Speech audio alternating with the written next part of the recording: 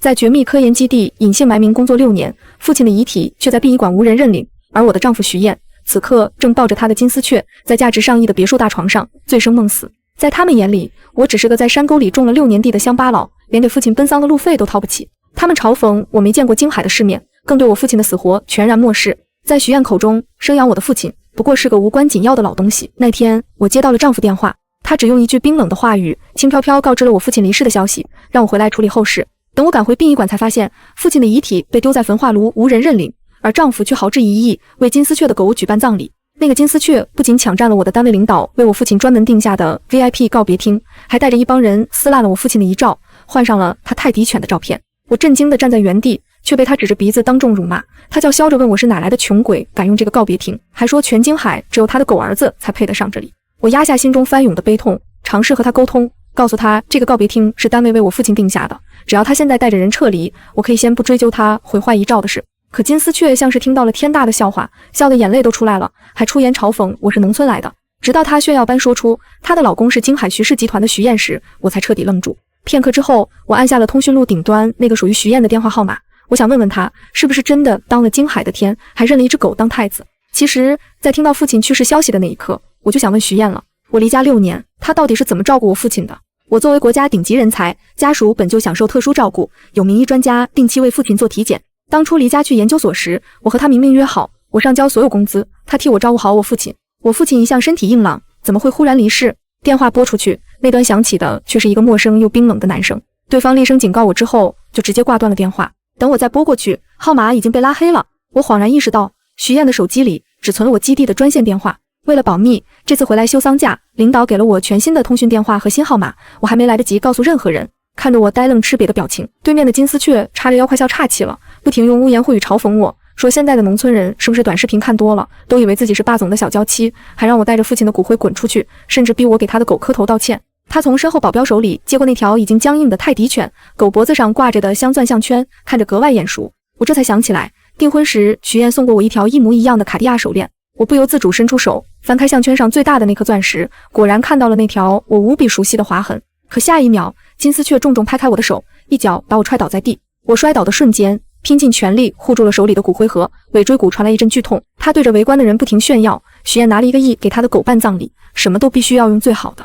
围观的人一听这话，顿时闹哄哄地议论起来。有人惊叹这条卡地亚限量款手链少说要8位数，8位数的手链给狗用，徐总真是大手笔。也有人低声提醒旁人赶紧散了，说这个女人是徐总夫人，咱们可得罪不起。听着这些议论，金丝雀更得意了，下巴翘得老高。他上前掀翻了给我父亲布置的供桌，在我父亲被砸烂的相框上狠狠踩了几脚，嘴里还骂着穷鬼也配用水晶相框，更是下令让手下把厅里所有我父亲的照片全都换成他那只狗的。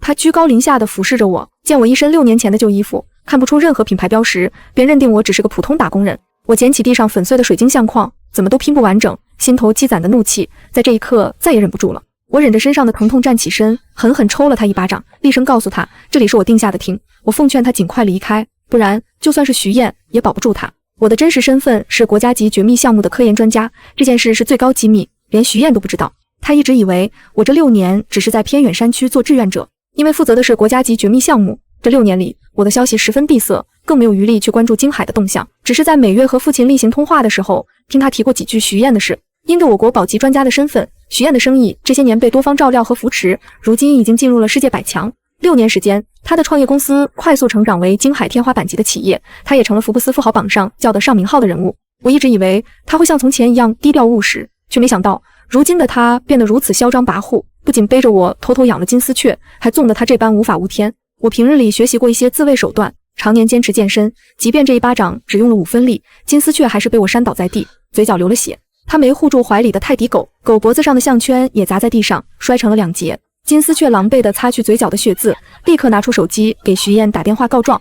电话里，我清晰地听到了徐燕的声音，她没有问半句事情的缘由，只厉声下令让保镖往死里打我，还说出了人命有他兜着。那一刻，我只觉得无比荒谬，我的丈夫正护着他的金丝雀，要让人打死我。下一秒，我怀里一空，父亲的骨灰盒被金丝雀一把夺走，他扬手一翻，父亲的骨灰就这样纷纷扬扬，撒了一地。等我反应过来时，父亲的骨灰已经撒得到处都是。我趴在地上，试图用手把散落的骨灰重新聚集起来，却被保镖们故意踢开，心脏如同被生生撕扯般剧痛，眼底只剩下翻涌的恨意。我嘶吼着让他们全都滚开，用尽全力推开了身前的金丝雀。我和徐燕大学恋爱4年，毕业后结了婚。当年我接受基地邀请参与绝密研究时，将我唯一的亲人和全部家当都托付给了他。可他就是这样完成我的托付的。他公然婚内出轨，把金丝雀当成夫人来宠。他将我父亲的遗体丢在焚化炉3天3夜，却拿出1个亿给金丝雀的狗办葬礼，还纵容他羞辱我和我的父亲。金丝雀被我推倒后，在地上滑行了数米才停下。他气得面目扭曲，拍着地面愤怒咆哮，要我给他的太子陪葬，还下令让保镖狠狠打我。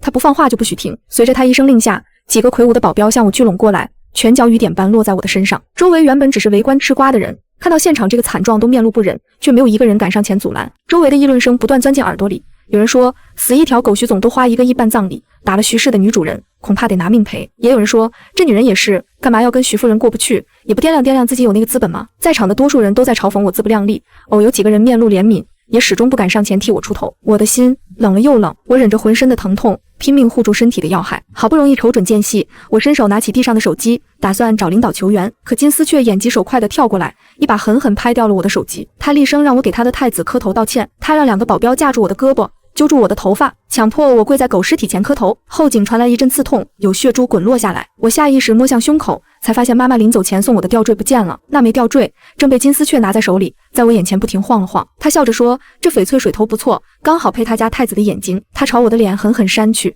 脸上带着狰狞的笑。他接着嘲讽我，让我抱着狗哭丧，给他的太子叫爹，还说我哭得好就原谅我，愿意给我1天100块的工资。我狼狈挣扎的模样彻底取悦了他。金丝雀后退几步，打开了一罐狗粮，说我这种乡巴佬还挺有孝心，给我父亲用这么高档的骨灰盒。他紧接着又说，盒子扔了可惜，拿来装狗粮吧。他把狗粮全部倒进骨灰盒，像丢垃圾一样把狗粮罐子扔进我怀里。这种废品用来装你那死鬼老爹的骨灰才配吗？我双目充血，愤怒嘶吼，被他踢了一记窝心脚，恶心死了！给太子办葬礼还让你们这种穷鬼扫了兴。我吞下喉头涌上的血，一字一句，我一定让你和徐燕整个徐氏都付出代价。他拍着手笑得前仰后合，快看啊，这乡巴佬又开始装了。我会不会付出代价不知道，但你毁了太子的葬礼，必须付出代价。金丝雀拍了2下掌，有人端来一碗黑乎乎的纸灰水，他随手抓了一把狗毛放进碗里，掐着我的下巴逼我喝下。我瞅准空档挣脱束缚，一掌打飞碗，将金丝雀按在地上不要命的打。他被打得滋哇乱叫，一张医美脸鼻青脸肿。保镖好容易将我拉开，金丝雀从地上爬起来，像个疯女人一般大声咒骂。这时众人簇拥着一个男人走进来，这是怎么回事？谁把我的娇娇打成这样？一道熟悉的冷冽嗓音响起，我带着恨意的双眸和他视线交错。徐燕明显愣了一下，楚辞，你不是还在山沟里种地吗？怎么回来了？我的掩护身份是某农学基地的研究院，被徐燕脑补成在偏远山区种地。我带着凛然恨意看向徐燕，6年的时光在她身上仿佛了无痕迹。她一如从前般长相出众，宽肩窄腰，气场疏离，和我大学记忆里那个男朋友没有区别。但她看向我的目光不一样了，从前那双带着爱慕欣赏的眼睛，现在变得冷漠，还有傲慢。看向我的目光，如同坐在云层顶端的贵族俯视蝼蚁。在徐燕到场后，一改之前的野蛮彪悍，只捂脸嘤嘤哭泣的金丝雀愣住了。她就是你那个音讯全无、跟死了差不多的老婆。阮娇钻进徐燕怀里，瞥向我的目光敌意更甚。难怪这个老女人一开始就针对我，还欺负我们的太子。我不管，你说过只爱我一个，我不许你跟这黄脸婆在一起。徐燕温柔中带着心疼，用指腹帮阮娇擦掉眼泪，将她按在怀里轻声安慰。胸间被恨意填满，指甲刺破的掌心流出血，我却浑然不知。徐燕，我6年没回来，你出轨我不在乎，也懒得跟你计较，但你怎么能这样对我爸？他从前是怎么对你的？你竟然让一个女人这样羞辱他，让他死后不得安宁，根本不敢想象这6年里我爸在徐燕这里过的什么日子。我每说一句，他的脸色便冷1分，到了最后直接黑脸。我不欠你和你爸的，6年了，我对你们父女已经仁至义尽。楚辞，趁着你回来，我们把离婚手续办了，我要娶娇娇。围观的吃瓜群众没想到还能看到这样的豪门密室，忍不住纷纷议论开来。我去，搞半天这是原配和小三互殴，那这小三有够嚣张的，哪门子小三啊？没看到徐总向着小的吗？人家恐怕很快就是徐氏女主人了。啧，原配要完啊！刚被小三扬了亲爹骨灰，这下老公又要离婚，是我都不活了。议论声落在我耳朵里，只剩下满心冷意。在见到焚化炉里父亲的骨灰时，我就决定和徐燕离婚了。但经过这一场风波，看到徐燕的态度，我改主意了。离婚可以，但你需要做到2件事。徐燕还没有反应，阮娇就从她怀里跳出来，冷嗤一声，我就知道你这个拜金女不会轻易离婚，现在恐怕是想着从我老公身上敲一大笔再走吧。她神情轻蔑靠近我，话里隐藏着威胁，我劝你见好就收，这钱啊，小心有命拿没命花。我定定看着她，眼中恨意汹涌，却没有接他的话。第一，我要这个女人向我和我爸磕头道歉。徐燕面露犹豫没说话，阮娇却抢先开口：老公，我愿意，他总归是你前岳父，是长辈。再说了，为了让你摆脱这个恶心的前妻，我委屈一下自己没事的。说完，阮娇扑通跪下，对着我磕了3个响头，又命人收集了我爸的骨灰，重新放回骨灰盒里。徐燕看着阮娇满是心疼，一把将她拉在身后，看向我的目光更冷，话里带着怒气。第一件事做完了，快说第二件事。我记得你创业资金2000万，全部是我爸出的。我眼圈发热，差点忍不住泪水。我和徐燕结婚时，他一无所有，是我爸欣赏他的野心，卖掉手里的厂子，拿出2000万全部家当给他当启动资金。徐燕现在建立的商业帝国，全部都基于这笔启动资金。我胸中燃起无尽的恨意。第二件事，我要你的一半资产。他话音刚落，徐燕的巴掌已经甩在我脸上。楚辞，你做梦！比起方才让阮娇下跪，徐燕现在的表情狰狞多了。你爸只出了那么一点钱，你哪来的脸敢狮子大开口分走我的一半财产？楚辞，你恐怕不知道徐氏在京海是什么样的存在。我可以1分钟之内让你从人间消失。徐燕这一巴掌用了10乘10的力道，我的脸被打偏开去，口中漫起血沫。我捂着脸，心想要一半财产真的要少了。徐燕，我改主意了。话没说完，阮娇忽然揪住我的头发，按着我的头狠狠往墙上撞。你什么档次，也配跟我们提要求，还想分走我一半的钱？你一个乡下贱货，还有你那早死的爹，都是靠我老公养着的，6年下来吃我们的喝我们的，生活费怎么算？你应该赔钱给我们。徐燕缓和神色，勉强维持冷漠高贵的表情，淡淡看着我。楚辞，你是不是种地把脑子种坏了？现在在京城，可是我一手遮天的，你不配跟我谈条件。想分走财产，也得看看你有没有这个能力和实力。我觉得这个要求无比荒诞。你想看到哪方面的实力？多亏自己在闲暇时刻研发出了一项小专利，做了一款体质增强剂，基地里的同事们争着把药剂吃了。若没有这款增强剂，我今天被打这么多次，身上仍只有轻微擦伤。徐燕和阮娇听我说完，仿佛听到天大的笑话。阮娇拉着徐燕的手晃了晃，满脸讥诮。我说过，这只手在京海可以遮天，那你能展示的自然是翻天的实力。人群里爆发一阵哄笑，徐燕也忍不住弯了唇。楚辞，看在以往的情分上，我会给你100万，比你下半辈子种地强啊！我只当没听见这些嘲讽，慢慢捡起被摔在地上的手机，我直接拨通了基地专线。咦，小楚，家里丧事安顿好了吗？听筒里传来领导温和的笑。还有啊，你们小夫妻6年不见，应该小别胜新婚才对，怎么这个时候给我这糟老头子打电话？你猜错了啊，老头，我在基地里很受宠，难免恃宠生骄，总是没大没小把领导叫老头。此刻我满心苦涩和恨意，沉着声跟领导汇报，我老公养了金丝雀，急着跟人结婚，现在逼我净身出户呢。您订的 VIP 告别厅也被金丝雀毁了，我爸的葬礼。话说到一半，手里忽然空了，阮娇握着我的手机一阵娇笑。哟，你是这乡巴佬在山沟里勾搭的老姘头吧？电话那头一阵沉默，只有沉重的呼吸声。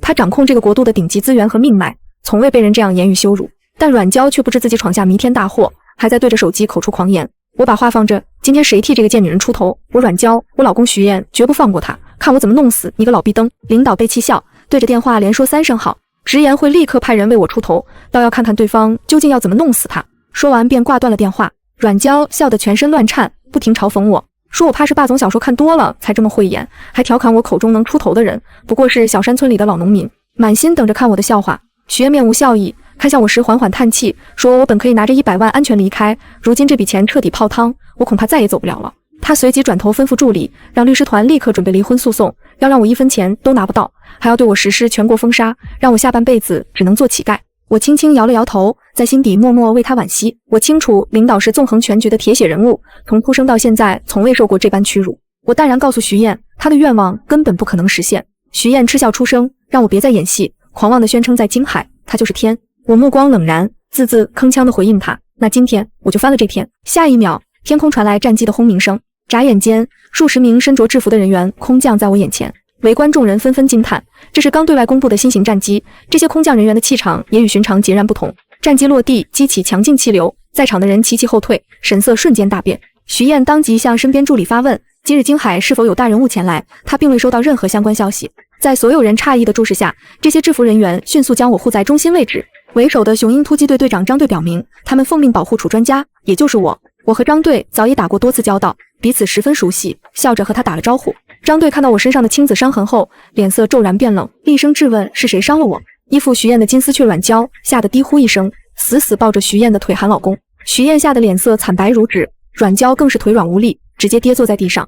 张队看向两人，冷声开口询问：“阮娇和徐燕是哪2位人物？”我冷笑着朝徐燕和阮娇的方向努了努嘴。负责保护我的张队立刻冷着脸走了过去。张队厉声质问：“听说2位是京海的天，还扬言要弄死我的领导。他奉命来翻了京海的天，也想试试2位弄死人的手段。”我的前夫京海首富徐燕定了定神，瞬间换上谄媚的嘴脸，对着张队点头哈腰。徐燕急忙辩解我们之间存在误会，还自曝身份，称自己是京海首富，徐氏集团跻身世界企业前100，每年纳税额上百亿。张队只是掏了掏耳朵，满脸不以为意。徐燕额头渗出冷汗，顾不上擦拭，咬着牙继续说道：“徐氏集团在京海举足轻重，各大豪门掌权人都是他的朋友，就连城主大人也是常到他家做客的长辈。”张队整了整身上的衣物，意味深长地应了一声，反问徐燕是不是想说他在京海后台很硬，背靠我们得罪不起的人物。最后张队让徐燕把所有后台都展开说说，倒要看看他还有什么依仗。我望着前夫徐氏集团掌舵人徐燕，他本想搬出几大家族与城主的势力，妄图震慑现场众人，可对方态度模棱两可，丝毫没有畏惧之意。徐燕混迹商界多年，深谙其中门道，清楚对方根本不惧这些背景，他不敢再牵连那些大人物，生怕自己连累对方招致祸端。他认真观察着奉命保护我的张队，又紧盯对方的肩章，脸色越变越苍白。徐燕猛地转头看向我，声音嘶哑颤抖，不敢置信地质问我：“明明在山区的农学基地，是不是一直在欺骗他？”他拼命摇头，无法接受脑海里的猜测，追问我这6年离家在外究竟在做什么。我淡淡一笑，直言我的所作所为无可奉告。我缓缓摇头，扫视他与身后簇拥的随从，唇角浮起一抹讥诮。我告诉他，我从未想过他如此没有自知之明，竟以为仅凭自己就能在6年间缔造庞大的商业帝国，还狂妄自封京海的掌权者。徐燕捂着胸口，满脸震惊与不敢相信，连连后退数步，最终在下属的搀扶下才勉强稳住身形。徐燕恍惚记起6年前的过往，我的父亲前脚刚送走远赴外地的我，后脚就找到他，把一张存有2000万的银行卡塞到了他手里。父亲说自己有个做地产开发商的老朋友，愿意扶持他创业，一起做地产项目。他靠着这第1个项目赚了近10亿。在那之后，父亲又接连为他引荐了医疗、矿产、新能源汽车各个领域的人脉，那些在全国都赫赫有名的企业家都愿意和他的公司合作共赢。就这样，他的身家从10亿到100亿，再到1000亿，生意越做越大。起初他满心感激我的父亲，觉得对方是自己人生里最大的贵人，可不知从什么时候起，他变了。他走到哪里都是人群的焦点，那些往日里看不起他的人，如今都跟在他身后百般讨好。在无尽的追捧和簇拥里，他渐渐迷失了自己，认定是自己才能卓绝，天赋异禀，才被各路贵人提携，最终成了京海商界的天花板人物。成了徐首富之后，身边的诱惑越来越多，他也开始包养情人，最多的时候身边有10几个。阮娇就是他这些年里最得宠的情人，他早就把远在外地工作的我忘在了脑后，也彻底和我的父亲断了联系，直到老宅的邻居辗转联系上了他。徐燕这才得知老岳父犯病，已经死在老宅好几天了。殡仪馆上门时，父亲的身体都烂臭了。我的丈夫徐燕对此毫无愧疚之心，只觉得我和父亲是他摆脱不了的穷亲戚，甚至任由父亲的骨灰被丢在焚化炉里无人处理。恰逢他的情人阮娇的宠物狗离世，他为讨阮娇欢心，豪掷1亿为这条狗举办了豪华葬礼。徐燕始终偏执地认为自己的1000亿家产全是凭本事赚来，和我家毫无关系。面对事实，他声嘶力竭地嘶吼否认。我早已看透他的自私，无意再叫醒这个装睡的人。这时张队上前，表明奉领导之命要为我撑场子，展示实力。我点头应允。张队立刻拿出专用卫星电话拨通专线，下令3分钟内全员抵达京海殡仪馆 VIP 告别厅。电话挂断瞬间，四面八方响起刺耳鸣笛，响彻整座城市。殡仪馆广播随即响起，宣布因紧急突发情况，场馆暂时实施最高保密级别管制。现场的局势从这一刻开始彻底扭转。在场人员请注意，因紧急突发情况，殡仪馆暂时实施最高保密级别管制，请在场人员在工作人员引导下有序离场。此处禁止随意走动，禁止拍照，违者将严惩。殡仪馆工作人员迅速行动，疏散人群，整理告别厅陈设。父亲的大幅遗照被鲜花簇拥，安置在墙面最中央的位置。1分钟后，刺耳的鸣笛声响起，一队警卫快速包围现场，在告别厅四周值守警戒。几位准备离场的群众被这阵势吓得腿软，几乎跪倒在地。阮娇跪了许久，被眼前的场面惊得频频翻白眼，好几次都要晕厥过去。徐燕无暇顾及旁人，用衬衫袖子擦去浸透衣衫的冷汗，身上的傲慢冷漠消失殆尽。他吞了吞口水，想要开口询问我的真实身份。他的话还没说出口，纷乱的脚步声便传了过来。几位穿着体面的中年人一路小跑赶来，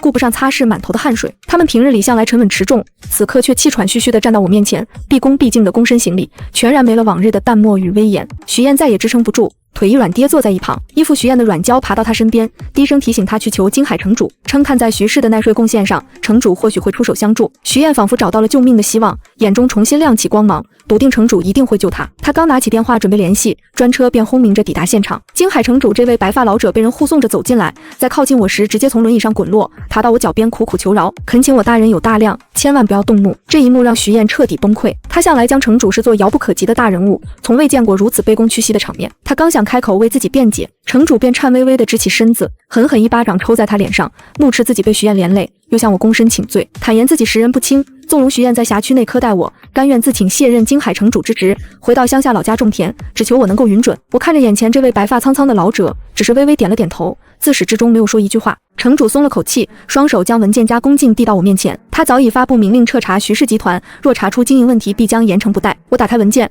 首页是城主亲自下达的整改敕令，严令徐氏集团从即刻起停业审查，所有对外合作与经营活动全面停止。翻至下一页是金海各大豪门大族联合发布的声明，内容为终止与徐氏集团的一切合作，并对徐燕实施全行业永久封杀。至此，金海的局势彻底扭转，天翻地覆。徐燕的手机铃声突然响起，他接完电话，脸上最后一丝血色荡然无存，两眼一翻，直接晕死过去。转瞬之间，战机的轰鸣声又将他惊醒，另一架战机在空中盘旋，片刻后垂下软梯，基地专属的白衣神医骂骂咧咧地顺着软梯爬下。这位神医一出现，原本冷傲伫立在旁的张队立刻变了态度，上前恭敬搀扶着他走到我身边，全场瞬间寂静无声。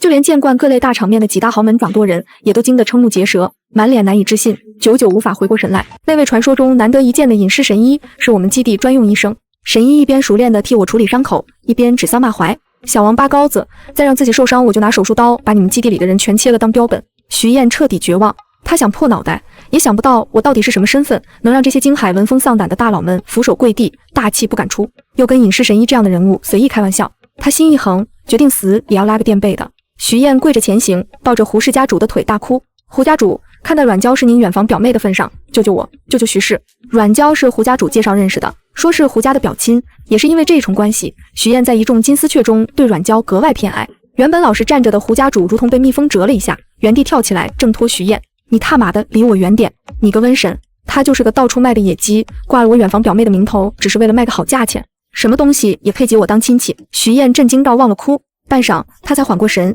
一脸阴冷看向缩在角落的阮娇。徐燕怒声道：“你他妈骗我！”她冲到阮娇面前，揪住她头发拖到我面前，按着她的头死命往地上撞，边撞边向我解释：“我是被这个女人骗了的。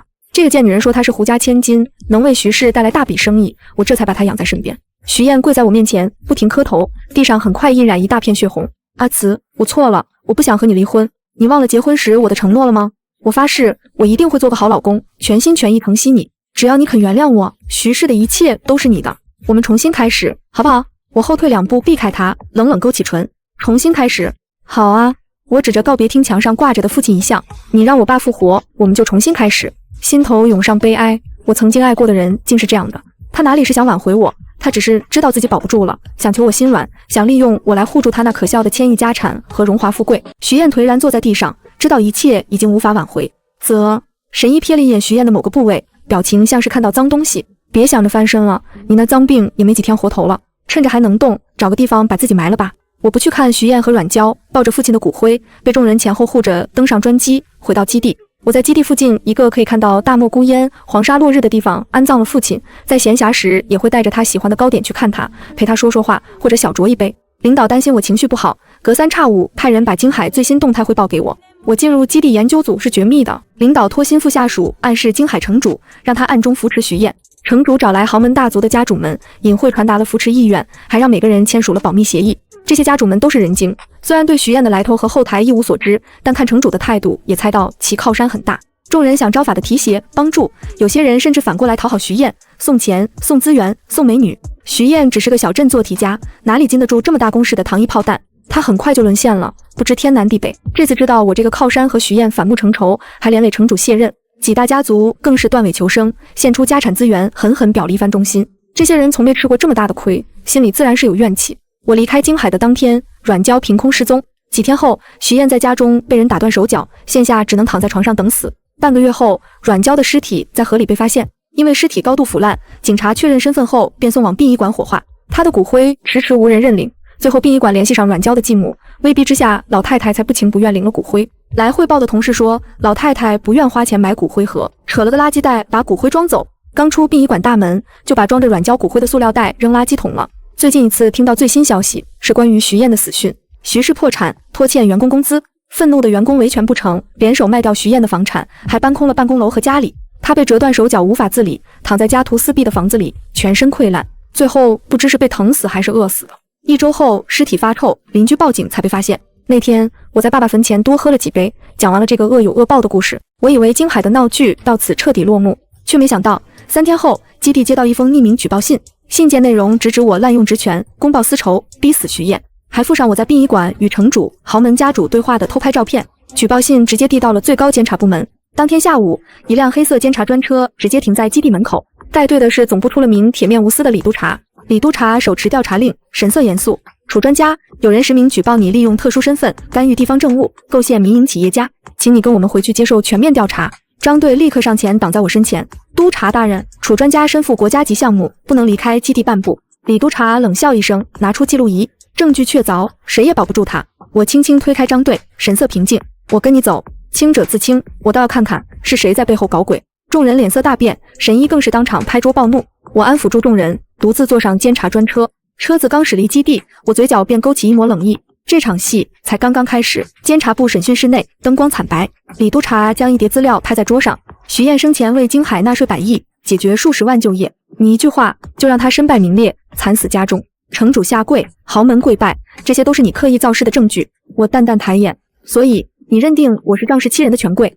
李督察冷哼，若非有特殊身份庇护，你早已锒铛入狱。我轻笑一声，按下桌角的隐蔽按钮。下一秒，审讯室大屏幕突然亮起，画面里正是殡仪馆当天的完整录音录像，从徐燕辱我父亲到抛尸不葬，从他给狗办1亿葬礼到当众嘲讽我家事，每一句恶毒言语，每一个冷漠表情，清晰无比。李督察脸色瞬间僵住。我缓缓开口：“你看到的权贵跪拜，是他们在为自己当年的助纣为虐赎罪。你同情的首富，是连岳父死了都不管的白眼狼。现在你还要定我的罪吗？”李督察盯着屏幕，手指微微发抖。他猛地站起身，调整领口，掩饰慌乱。这些只能说明徐燕人品低劣，但你动用战机、警卫强制封控殡仪馆，依旧违规。我靠在椅背上，语气平静：“那你知道我在基地负责的是什么项目吗？”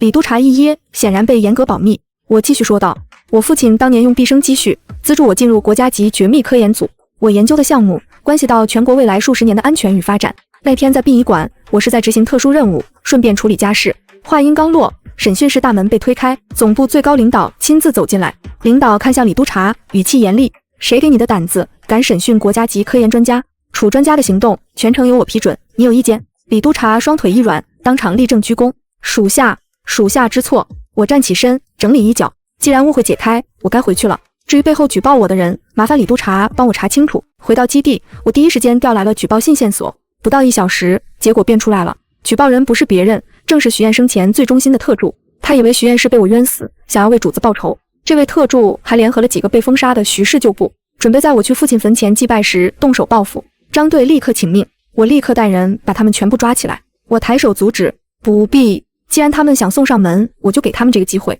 ”3日后，我照常独自前往父亲坟前，刚摆好糕点，几道黑影便从沙丘后窜出。特助手持铁棍，面目狰狞：“楚辞，你害死徐总，今天我要你偿命！”我站在原地一动不动。就在铁棍即将砸到我头顶时，数道狙击镜反光同时亮起，埋伏在4周的特种队员瞬间冲出。特助等人还没反应过来，便被死死按在地上。我蹲下身看着他：“你主子的死是他自己选的，你非要跟着陪葬，我成全你。”特助被带走前还在疯狂嘶吼：“徐总那么厉害，白手起家成首富，怎么可能是废物？”我淡淡开口：“你真以为他是白手起家？”我让队员将一份加密档案扔在他面前，档案里清清楚楚记录着6年前的一切。我父亲动用所有人脉求遍京海大佬，那些所谓的贵人扶持，全是我父亲磕头求来的。徐燕赚的每一分钱，源头都是我家。特助看着档案，浑身颤抖，面如死灰。怎么会是这样？我不再看他，转身看向父亲墓碑：“爸，当年您护着我，护着他，现在换我护着您的名声。”当天下午，京海全城再次震动。徐燕当年所有灰色产业偷税漏税证据全部曝光，曾经捧他的媒体转头疯狂踩压，之前同情他的网友纷纷改口怒骂徐燕忘恩负义，死有余辜，词条直接冲上全国热搜第一。那些曾经巴结过徐燕的人再次排队公开道歉，几大豪门家主联名发布视频，当众忏悔当年被利益蒙蔽，助纣为虐，自愿将当年从徐氏项目中获得的暴利全部捐出，用于山区养老与科研建设。卸任的老城主亲自来到我父亲坟前，白发苍苍，三步一叩，磕头谢罪。楚老先生，是我有眼无珠，纵容小人。您放心，我余生都会为您守灵赎罪。我站在一旁，无悲无喜。恶人得到惩罚，帮凶低头忏悔，这一切都是他们应得的。神医专程从基地赶来，给我带来一瓶好酒。小姑娘，别总绷着，大仇得报，该笑一笑了。我接过酒，倒在父亲坟前。晚风卷起黄沙，落日染红天际。我轻声开口：爸，都结束了，以后我会好好活着，带着您的那份，一起好好活着。酒瓶轻轻放在墓碑前，所有恩怨至此尘埃落定。1周后，我重新回到科研岗位，领导亲自为我颁发最高荣誉勋章，表彰我为国家做出的巨大贡献。曾经的京海风云，于我而言只是一段过往。我不再是那个被丈夫抛弃、父亲惨死的可怜女人，我是楚辞，是国家顶尖科研专家，手握足以撼动一座城的力量，却只守着初心与使命。偶尔有空，我依旧会去父亲坟前，带一块他爱吃的糕点，倒一杯淡酒，讲讲基地的趣事，说说最近的进展。京海那边再也没有人敢提起徐燕与阮娇，他们像两粒尘埃，被彻底扫进历史角落。有人问我恨不恨当年的背叛，我笑着摇头，不恨，只是看清恶人自有天收，我只需向阳而行。夕阳下，我背影挺拔，目光坚定，过去所有苦难都已成勋章，我的人生从这一刻才真正开始。